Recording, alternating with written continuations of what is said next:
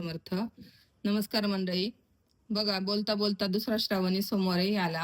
या श्रावणी सोमवारी आपण काय पूजा करावी, शंकराची शिवमूठ कोणती आहे? जर एकाच घरात 2-3 स्त्रिया असतील तर आपण शिवमूठ एकच व्हावी की प्रत्येकाने वेगवेगळी व्हावी? चला तर मग आपण या व्हिडिओमध्ये ही सर्व माहिती बघूया. सर्वांना श्री स्वामी समर्थ. ओम नमः शिवाय. तर बघा मंडळी, आता आपण सुरुवातीला अभिषेक करणार आहोत आणि त्यानंतर सर्व काही टप्प्याटप्प्याने बघणार आहोत. तर बघा, आता अभिषेक करताना काय करायचंय, तर सर्वात प्रथम 2 दाणे अक्षता हातात घ्यायचे आहेत. ज्यावेळेस आपली शिवपिंड ही देवाऱ्यामध्ये असते त्यावेळेस आपण त्या शिवपिंडीवर त्या अक्षता टाकायच्या आहेत. ओम उमा महेश्वर देवताभ्यो नमः नमः. अभिषेक पित्यर्थे आवाहनार्थे अक्षदाम समर्पयामी असं म्हणायचं आहे आणि ती पिंड उचलून घ्यायची आहे. आणि त्यानंतर जिथून आपण पिंड उचलतो त्या जागेवर परत 2 दाणे अक्षता ह्या टाकायच्या आहेत. आसनार्थे अक्षदाम समर्पयामी असं बोलायचं आहे. तर पिंड स्वच्छ धुवून घ्यायची आणि अभिषेकासाठी गळती चालू करायची. तर आता अभिषेकासाठी तुम्ही काय काय घ्यायचं आहे बघा. जरी तुम्हाला इतर वेळेस अभिषेक करायला नाही जमलं तरी श्रावणी सोमवारी अभिषेक हा नक्कीच सर्वांनी करा. जरी तुम्हाला बाकीचं काही घेता नाही आलं तरी फक्त रुद्र जरी घेतलं किंवा रुद्र जरी तुम्हाला बोलता नाही आलं तर तुम्ही युट्यूबवर व्हिडिओ लावून तिथं बसून ते श्रवण करू शकता. तर बघा, आता सुरुवातीला काय घ्यायचंय, सर्वात प्रथम श्री स्वामी समर्थ महाराजांचं स्तवन घ्यायचंय. त्याच्यानंतर स्वामी महाराजांची एक माळ घ्यायची आणि त्याच्यानंतर आपल्याला 1 वेळा गणपती अथर्वशीर्ष, श्री सूक्त, श्री रामरक्षा घ्यायचे 1 ते 10 श्लोक.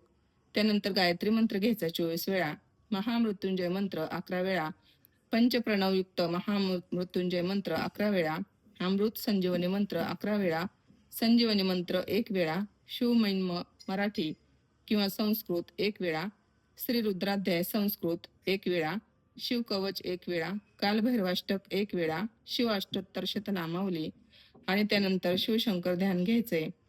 आता बघा, इथे कालभैरवाष्टक झालं की अभिषेक हा बंद करायचा आहे. तर बघा, आता अभिषेक बंद करताना आपण काय करायचंय, तर हे जे गळतीतलं पाणी आहे ते शिवपिंडीवर वाहून द्यायचंय.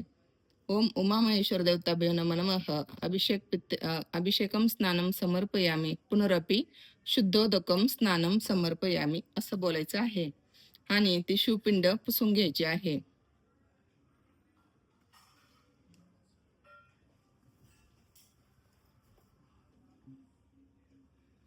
शिवपिंड पुसून घ्यायची आहे, स्वच्छ कोरडी करायची आहे आणि त्यानंतर ती शिवपिंड आपल्या देवाऱ्यामध्ये ठेवून द्यायची आहे. आता मी तुम्हाला दाखवण्यासाठी एका ताटामध्ये ठेवते. आता समजा तुम्ही ही शिवपिंड तुमच्या देवाऱ्यामध्ये ठेवताय तर असं बोलायचंय, ओम उमा महेश्वर देवताभ्यो नमः नमः. सुप्रतिष्ठितमस्तु सुप्रतिष्ठितमस्तु सुप्रतिष्ठितमस्तु असं बोलायचं आहे. आता याच्यानंतर आपल्याला पंचोपचार पूजा घ्यायची आहे. तर बघा, पंचोपचार पूजा घेताना ओम उमा महेश्वर देवताभ्यो नमः नमः. विलेपनार्थे चंदनम समर्पयामी, अलंकारार्थे अक्षदाम समर्पयामी, हरिद्राम कुमकुम चम सकल सौभाग्य द्रव्यानी समर्पयामी.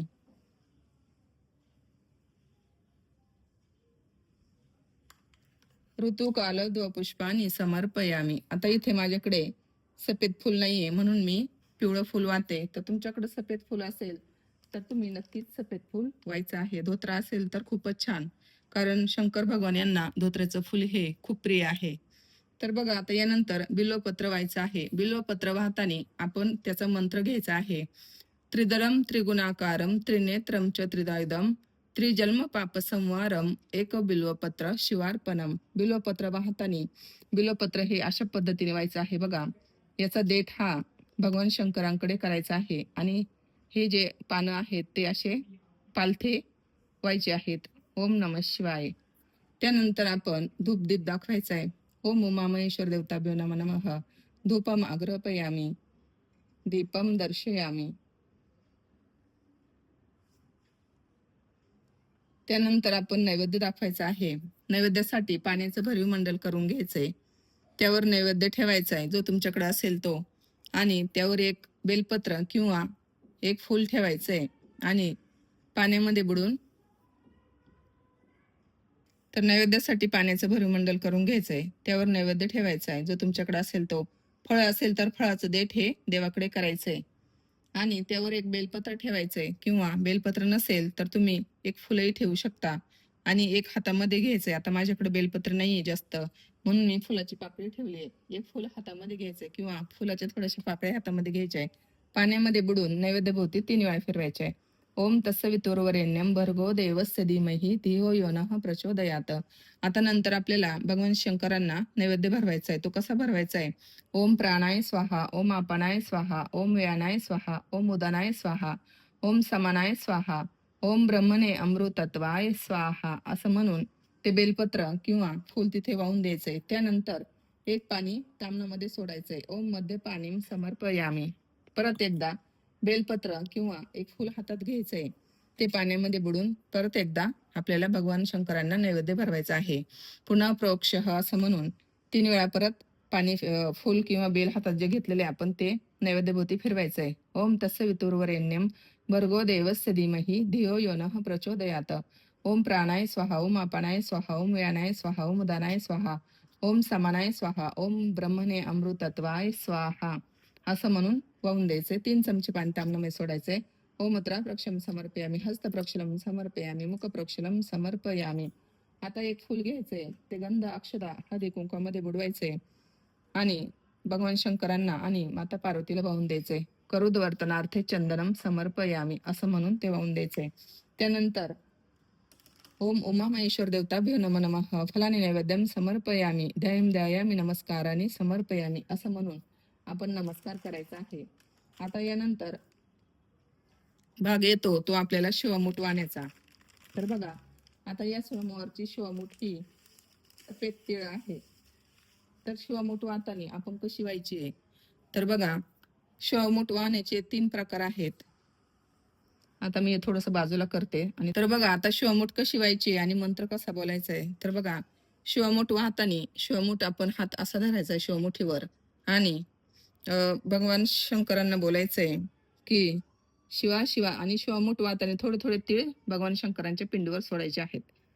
आणि मंत्र असा बोलायचा आहे. बघा, संस्कृतमध्ये मंत्र आहे पण आपण साधं सोप्या पद्धतीने मराठी मंत्र बोलूया.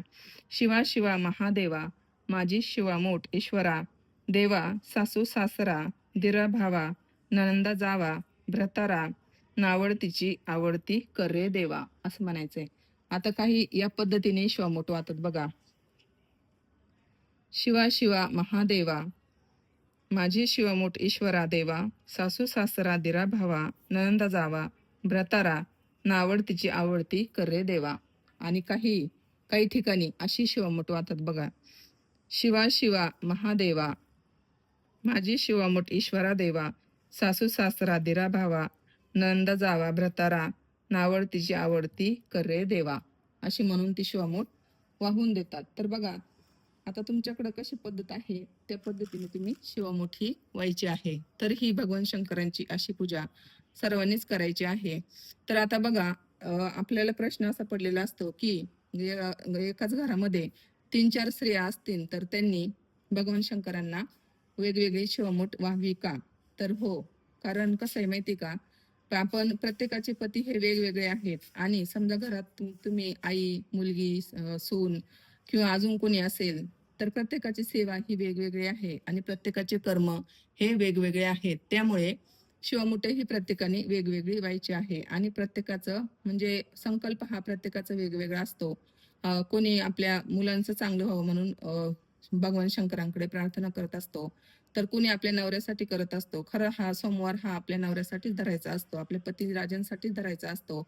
तर प्रत्येकाची म्हणजे इच्छा भगवान शंकरांकडे इच्छा ही वेगवेगळी असते. त्यामुळे शिवमुठ ही प्रत्येकाने वेगवेगळी व्हायची आहे आणि त्याचं पुण्य जे आहे ते तुम्हाला प्रत्येकाला वेगवेगळंच भेटणार आहे. त्यामुळे अशी ही भगवान शंकरांची पूजा सोमवारी सगळ्यांनी करा. मंदिरात जर तुम्हाला घरात नाही करायला भेटली पूजा तर तुम्ही मंदिरात अवश्य जा किंवा मंदिरात जर पूजा नाही करायला जायला नाही भेटलं तर घरी हा साधा सोपा अभिषेक अवश्य करा. कारण बघा, भगवान शंकरांना रुद्र हे खूप प्रिय आहे. तुम्हाला बाकीचं काहीच करायला जमलं नाही तरी हे रुद्राची सेवा सगळ्यांनी आवर्जून करा आणि या सोमवारचं पुण्य मिळवा. तर या व्हिडिओमध्ये एवढंच. व्हिडिओ कसा वाटला तुम्हाला नक्कीच लाईक, शेअर आणि नवीन असाल तर चॅनेलला आपल्या सबस्क्राईब करा. सर्वांना श्री स्वामी समर्थ. अवधूत चिंतन श्री गुरुदेव दत्त. ओम नमः शिवाय.